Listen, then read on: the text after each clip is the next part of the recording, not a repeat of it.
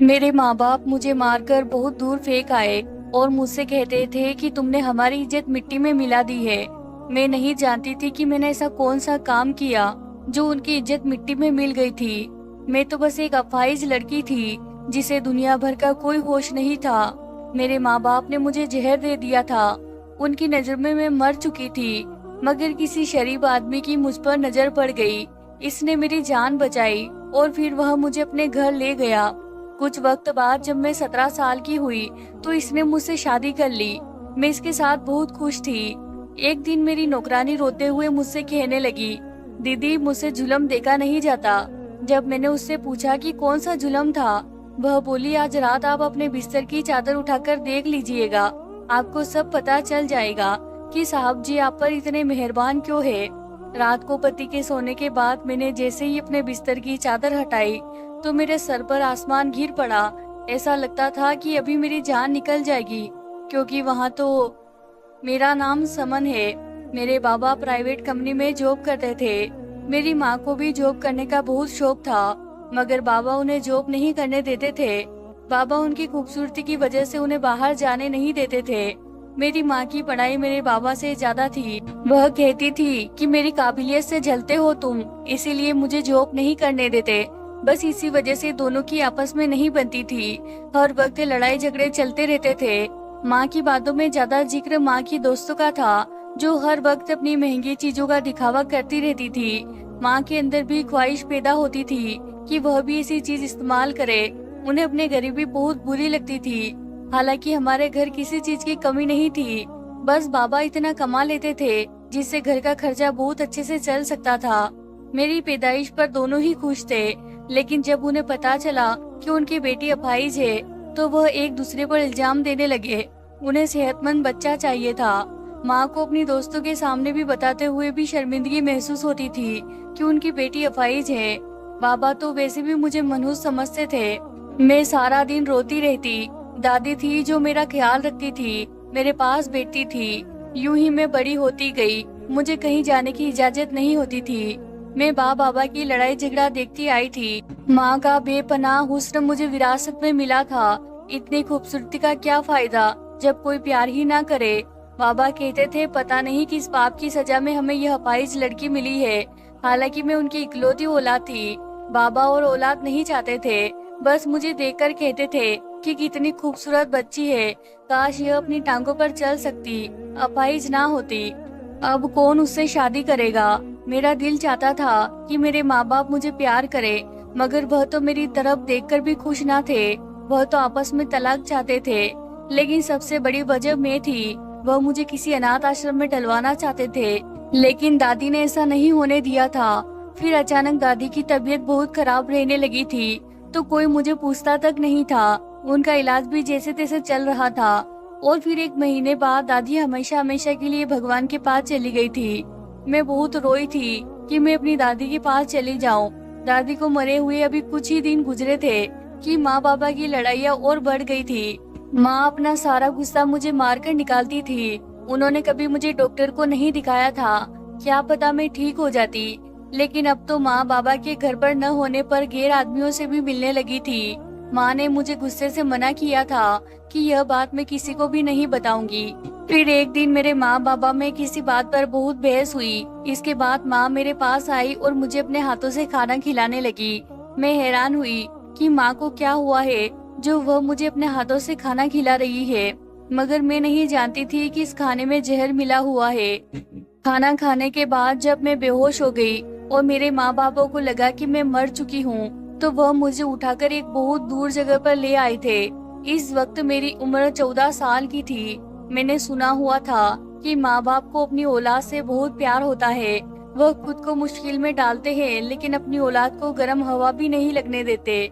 लेकिन मुझे जहर देते वक्त मेरे माँ बाप के हाथ पांव तक नहीं कांपे थे। उनके अंदर से शायद इंसानियत खत्म हो गई थी। वो अपना सफर अलग करना चाहते थे, तो मैं कौन सा रुकावट बनी हुई थी। मुझे मारने की क्या जरूरत थी। वह तो शायद समझ गए थे कि उन्होंने मुझे मार दिया था। कहते हैं ना कि मारने वाले से बचाने वाला बड़ा होता है। मैं सच में मर गई होती, मगर वक्त पर किसी मेहरबान आदमी ने मेरी जान बचा ली। मैं अस्पताल के बेड पर थी। मैं बहुत हैरान हुई थी। आज के दौर में कौन ऐसा करता है, जबकि मेरे तो माँ बाप ने भी मुझे फेंक दिया था। मेरे लिए वह फरिश्ता था। उसने मुझसे पूछा कि तुम कौन हो और किसने तुम्हें जहर दिया है।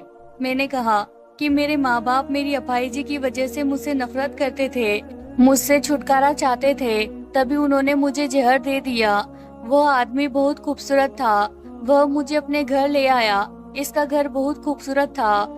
वह मुझे अमीर घर का लगता था। मैंने इससे पूछा कि आपके घर में कोई नहीं रहता, तो उसने कहा कि मेरा भी इस दुनिया में कोई नहीं है। इसने कहा कि आप यहाँ पर रह सकती है। मुझे पहले तो बड़ी झिझक हुई कि किसी गैर मर्द के घर में कैसे रुक सकती थी, लेकिन फिर मेरे पास कोई दूसरा रास्ता भी तो नहीं था। मैंने कहा कि आप मुझे कोई काम दे दे, तो वह हंसकर कहने लगा कि तुम काम करने के लिए इस दुनिया में नहीं आई। काम करने के लिए मेरे घर में बहुत से नौकर है। फिर वह मेरा भी बहुत ख्याल रखने लगा। वक्त यूं ही गुजरता गया। जब मैं 17 साल की हुई तो मैं दिल ही दिल में उसे पसंद करने लगी, लेकिन कभी कहा नहीं था। फिर एक दिन अचानक इसने मुझे खुद शादी का बोल दिया। मैं बहुत हैरान थी। इस जैसा इंसान भला क्यों मुझसे शादी करेगा, मगर यह सब हकीकत थी। फिर इसने मुझे बहुत सी शॉपिंग करवाई, मुझे हर चीज लेकर दी। एक दिन इसने मुझसे शादी कर ली। मैं अब इसके साथ बहुत खुश थी। अब मैं इस घर की मालकिन थी। मुझे इस दुनिया में सहारा मिल गया था। मेरे रब ने मुझ अपाइस को भी इतना अच्छा हमसफर दिया था। इसका नाम समीर था। रोजाना काम से वापसी पर मेरे लिए ताजा गुलाब का फूल जरूर लाते थे। मुझे घर का कोई काम नहीं करने देते थे। मैं रोज उनके लिए सस्ती सवरती थी। उन्होंने बताया उनका बहुत बड़ा बिजनेस है और वह बहुत अमीर है। मैं बहुत खुश हुई। मुझे कहीं अपने साथ ले जाते हुए उन्हें कभी भी शर्म महसूस नहीं हुई थी। मैं हर पार्टी में उनके साथ जाती। उनके फ्रेंड्स सब हैरान थे कि इतने खूबसूरत इंसान ने एक अपाहिज लड़की से शादी कर ली। मैं बहुत खुश थी, मगर कहते हैं ना, खुशियों की उम्र कम होती है, किसी न किसी की नजर लग ही जाती है। मैं भगवान से दुआ करती थी कि मेरी खुशियों को किसी की नजर ना लगे। मैं और समीर एक दूसरे के लिए काफी थे। एक रोज नौकरानी खाना देने आई तो बोली, दीदी मुझसे यह जुल्म देखा नहीं जाता। मैं बोली, कौन सा जुल्म? तब वह बोली, दीदी आप रात को साहब के सोने के बाद अपने बिस्तर के नीचे जरूर देखना। मैंने पूछा, क्यों? तो वो बोली, दीदी मैं कुछ नहीं बता सकती, मेरी शामत आ जाएगी, लेकिन आप देखिएगा, प्लीज साहब को कुछ मत बताइएगा, वरना वह मुझे काम से निकाल देंगे। मैं हैरान रह गई कि वो मेरे पति की भी भरोसेमंद नौकरानी थी। मुझे कहीं जाना होता तो वही मेरे व्हीलचेयर पकड़कर ला जाती थी। मुझे बड़ा ताज्जुब हुआ। इस रात में अपने पति के सोने का इंतजार करने लगी कि आखिर ऐसा क्या है बेड के नीचे। मेरे जहनो गुमान में भी नहीं था कि बेड के नीचे क्या होगा। पति के सोने के बाद जैसे ही मैंने बेड के नीचे देखा तो मेरे पैरों तले से जमीन निकल गई, क्योंकि वहाँ हाथ से बनी 4-4 गुड़िया पड़ी थी। उन सब की टांगे टूटी हुई थी और उन सब पर सुइयां लगी हुई थी। वह सब देखने में भी मेरी जैसी लगती थी। मैं बहुत डर गई थी। मेरा जिस्म कांप रहा था। मेरी सोच उलझी हुई थी। मैंने अपने पति से पूछना चाहा, फिर उस नौकरानी का डर से सहमा रूप नजर आया। इसने तो मुझसे वादा लिया था कि मैं किसी को कुछ नहीं बताऊंगी। वह कहती थी कि दीदी मैं आपकी फिक्र करती हूँ, लेकिन आपने साहब को बताया तो वह आपके साथ तो बुरा करेंगे और मुझे भी नौकरी से निकाल देंगे। मैं अपने छोटे छोटे बच्चों को कहाँ से खिलाऊंगी? मैंने अगली सुबह अपनी इस नौकरानी से पूछा कि बेड के नीचे 4 पुतले थे जो सुबह के वक्त वहाँ से गायब हो गए थे। तुम बताओ ऐसा क्या है, क्यों मुझसे छुपा रही हो? वह बोली, दीदी आपको नहीं लगता कोई आप पर इतना मेहरबान है? इसकी कोई ना कोई वजह तो होगी। आपसे पहले यहाँ और बहुत सी लड़की आई थी। साहब सबके हुस्न पर फिदा थे। साहब ने उनसे भी इस तरह से शादी की थी। फिर वह अपनी बात काट कर बोली, दीदी आप बहुत मासूम है, आप साहब जी से बचकर रहे। मैं आपकी मदद करना चाहती हूँ। मुझे अपने कानों पर यकीन न आया। मैंने कहा, पहले मुझे यह बताओ इस पुतले से क्या होगा?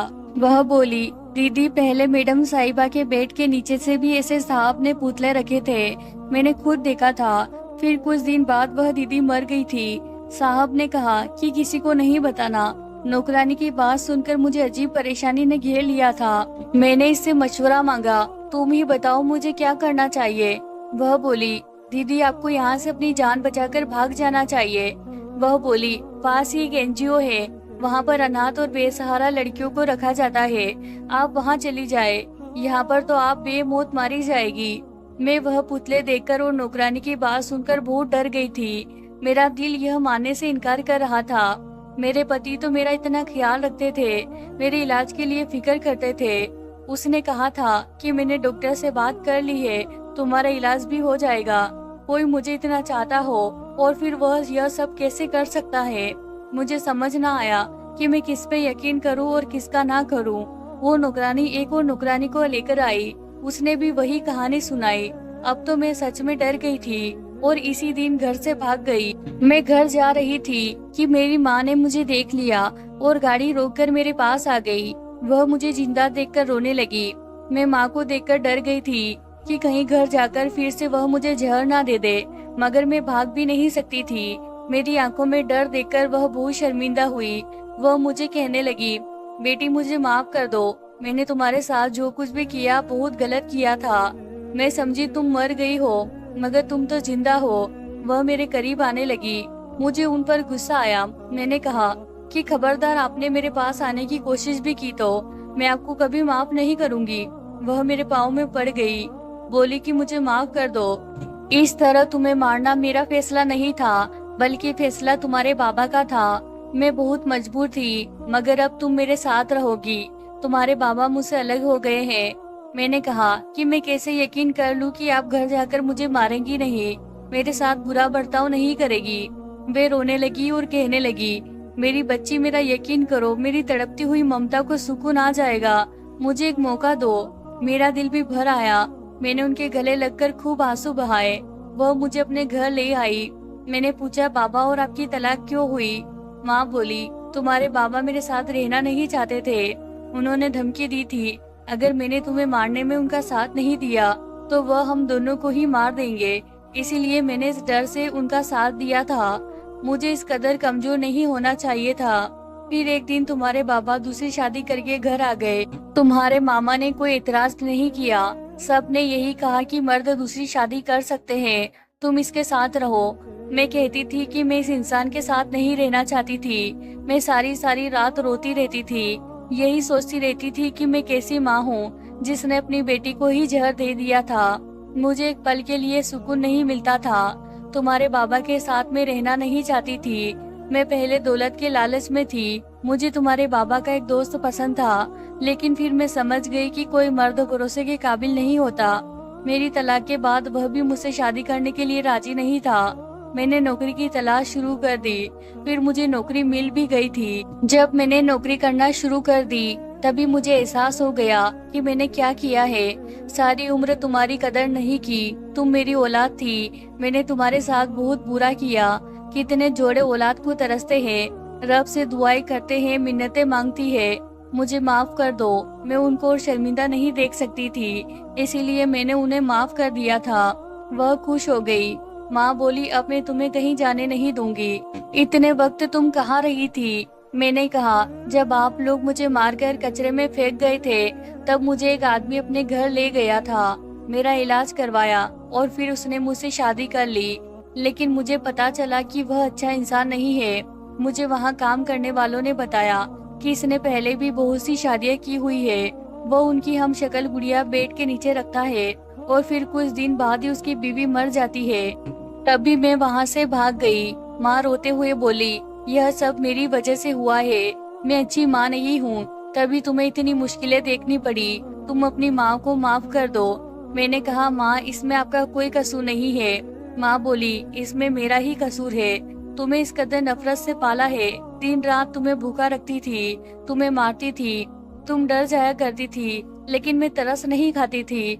मगर अब तुम्हें कोई शिकायत का मौका नहीं दूंगी। एक अच्छी माँ बनकर दिखाऊंगी। मैं उनके घर रहने लगी थी। वह मुझसे बातें करने की बहुत कोशिश करती थी।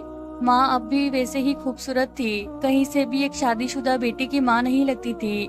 कोई भी धोखा खा जाता उनकी उम्र और चाल चलन से। वह मेरी बहन लगती थी। अब भी उन पर कई मर्द मरते थे। माँ ने बताया कि वह जहाँ जॉब करती है, यह घर उन्हें इसी कंपनी की तरफ से मिला है। ऑफिस की तरफ से गाड़ी भी मिली है। वह किसी बड़े पोस्ट पर जॉब करती है। मुझे कहा कि मैं जल्द तुम्हारे पति से तलाक दिलवा दूंगी, तुम्हें घबराने की जरूरत नहीं है।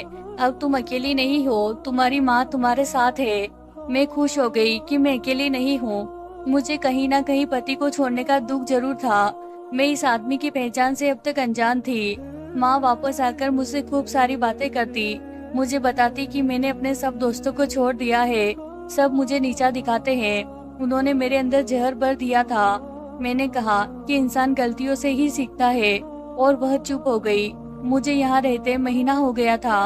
एक दिन मैं रात को प्यास की वजह से उठी, किचन में जाने लगी, लेकिन मुझे माँ के कमरे से आवाज आ रही थी। मुझे ताज्जुब हुआ कि सुनूं तो वह क्या बातें कर रही है। रात के इस वक्त माँ के कमरे में कौन हो सकता है? माँ ने तो कहा था कि उन्होंने सबसे रिश्ता तोड़ दिया है। मैं जैसे ही सुनने लगी तो अंदर से किसी आदमी की आवाज आ रही थी। माँ को वो आदमी कह रहा था, तुम जल्दी अपनी बेटी को तलाक दिलवाओ, वरना तुम्हें मैं नौकरी से निकाल दूंगा। वह माँ का बॉस था, लेकिन रात के इस वक्त वह भी माँ के कमरे में। मुझे यह सब ठीक ना लगा। फिर वह कहने लगा, तुम जो मुझसे शादी करने के ख्वाब देख रही हो, तुम्हारे ख्वाब तभी पूरे होंगे जब तुम मेरा काम करोगी। अगर मैंने तुमसे अपना घर और गाड़ी ले ली तो तुम सड़क पर आ जाओगी। तुम अभी तक अपनी बेटी को तलाक नहीं दिलवा सकी। मैंने इतना कुछ किया, तुम्हारी बेटी को, नौकरानी को पैसे दिए, इसको घर से निकाला, तुम्हारी बेटी के दिल में शक पैदा किया, झूठे पुतले बनाकर रखे। यह अपाहिज लड़की मेरे बेटे की जिंदगी में नहीं होनी चाहिए। मैं हैरान थी, यह मेरी ही बात हो रही थी। यकीनन ये आदमी मेरे पति के बाबा थे। मेरी माँ बोली, जैसे तुम बोलोगे वैसा ही होगा, अब तुम्हें शिकायत का मौका नहीं मिलेगा। मैंने बेटी के दिल में जगह बना ली है, वो बहुत भोली भाली है, मैं इसे साइन करवा लूंगी। अब मुझे सारी बात समझ आ गई थी। मुझे अपनी कम अकल पर गुस्सा आया कि मैंने इतनी मोहब्बत करने वाले पति पर भरोसा नहीं किया। मैं कितनी आसानी से उनके जाल में फंस गई थी।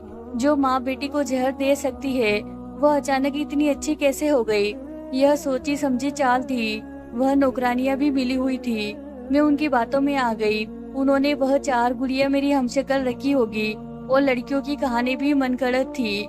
मुझे एकदम घुटन का एहसास हो गया। मैं यहाँ से निकलना चाहती थी। अगले दिन माँ ऑफिस गई तो उनकी नौकरानियां मुझ पर नजर रखने के लिए आ गई। मैंने इससे कहा, मेरी मदद करो, मैं तुम्हें मुंह मांगी रकम दूंगी, मुझे मेरे पति के घर ले चलो। मेरी माँ बहुत जालिम है। मेरी माँ बिल्कुल भी नहीं बदली थी। इसने बस मेरे सामने अच्छा बनने का नाटक किया था। मैंने कहा कि वह मुझे तलाक दिलवाना चाहती है, मेरा घर बर्बाद करना चाहती है। यह काम होने के बाद इस अमीर आदमी से शादी करके वह मुझे छोड़कर चली जाएगी। तुम मेरी मदद करो। इसे भी शायद मुझ पर तरस आ गया था। इसे पैसों की जरूरत भी थी, तभी वह मान गई। मैं गाड़ी कर वहाँ से सीधा पति के पास आ गई। वह खूबसूरत आदमी मेरी याद में आधा हो गया था। मुझे देखकर हैरान हुआ और बोला कि तुम किधर चली गई थी बिना बताए? मैंने तुम्हें कहाँ कहाँ नहीं ढूंढा।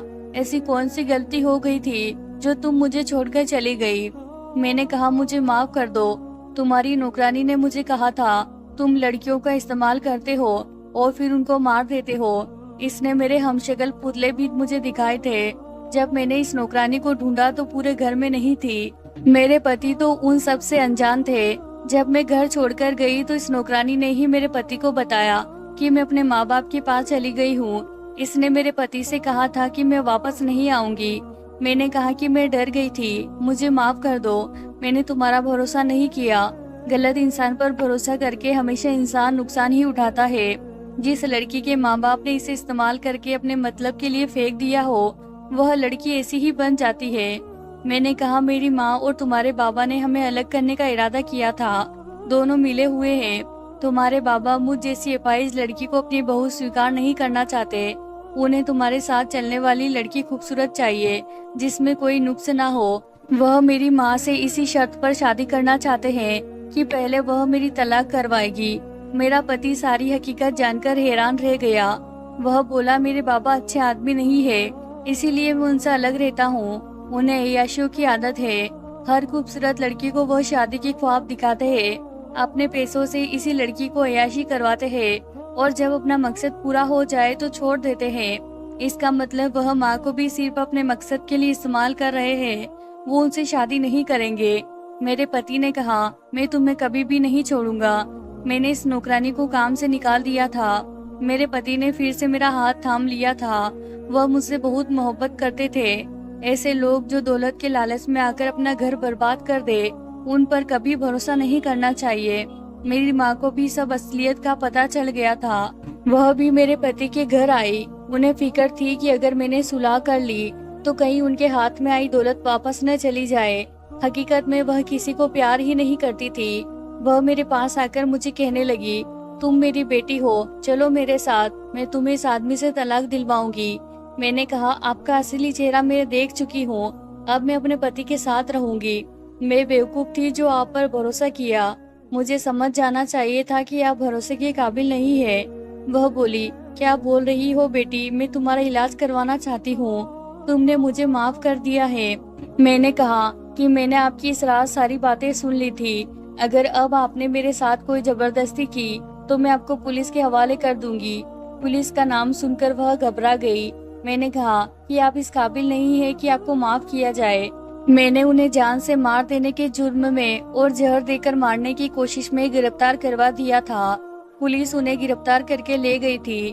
मैं कभी भी ऐसा ना करती, लेकिन मुझे पता था कि उन्होंने मेरी जिंदगी में सुकून कभी भी नहीं रहने दिया था। लेकिन अब सब कुछ ठीक हो गया था। मेरे पति ने मुझे बताया कि मैंने तुम्हें बहुत जगह ढूंढा, मगर तुम मुझे कहीं ना मिली। तुम काश मुझ पर यकीन कर लेती। तुम्हारी माँ और मेरे बाबा दोनों ही गलत इंसान थे। मैं उन रिश्तों से निकल आया हूँ। इस दुनिया में अकेली तुम हो जो मेरी हो। मुझे शर्मिंदगी हुई। मेरा पति मुझे इतना प्यार करता था, फिर भी मैंने इसका भरोसा नहीं किया। मेरी माफी मांगने पर उन्होंने मुझे माफ कर दिया। अब हम खुशी खुशी रह रहे थे। मेरे पति मुझे इलाज के लिए दूसरे मुल्क ले गए थे। डॉक्टर ने ऑपरेशन का बताया था, इसके बाद यह चल फिर सकती है। मेरे पति मेरा इतना ख्याल रखते थे कि मैं रब का जितना धन्यवाद करती उतना कम था। ऑपरेशन के बाद मैं बिल्कुल ठीक हो गई थी, अपने पाँव पर चलने लगी थी। मैं अपने आप को बहुत खुशकिस्मत मानती थी कि मुझे इतना चाहने वाला पति मिला था। क्यों दोस्तों, आपको मेरी कहानियाँ बिल्कुल पसंद नहीं आती? आप मेरी वीडियो को बिल्कुल भी लाइक नहीं करते, कोई कमेंट नहीं करते। मैं कहानी लिखती हूँ, आपको पढ़कर सुनाती हूँ ताकि आप मनोरंजन से सुन सके, फिर भी आप हमारी वीडियो को बिल्कुल भी प्यार नहीं देते। दोस्तों, मुझे आप लोगों के सपोर्ट की बहुत जरूरत है। आप लाइक, कमेंट और सब्सक्राइब नहीं करते, इसलिए हमारी वीडियो बिल्कुल भी वायरल नहीं जाती।